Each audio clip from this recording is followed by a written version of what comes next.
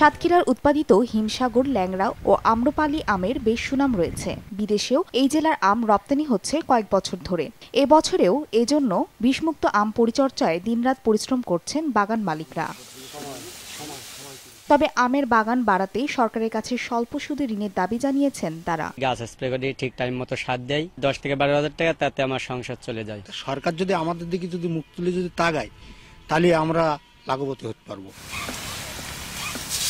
এদিকে আমের মুকুল ধরে রাখতে চাষিদের প্রশিক্ষণ দিচ্ছে কৃষি বিভাগ। এবার হরটেক্স ফাউন্ডেশনের তত্ত্বাবধানে এখানকার আম রপ্তানি হবে বলে জানানো হয়। ঝড়, ঘূর্ণিঝড়, বন্যা এরকম হয়, যদি এগুলো আমাদের কাছে আমার অনুকূলে থাকে, তাহলে সাতক্ষীরা আমের ফলনও বাম্পার ফলন পাবো বলে আমরা আশা করি। 20 জন কৃষককে হরটেক্স ফাউন্ডেশন প্রশিক্ষণ দিয়েছে। এই বছর আমাদের এখান থেকে ওয়ালমার্টে ডিপ ইন্টারনেটের মাধ্যমে আম রপ্তানি করা হচ্ছে। কৃষি বিভাগের তথ্য মতে জেলায় 4100 হেক্টর জমিতে 5200টি বাগান রয়েছে।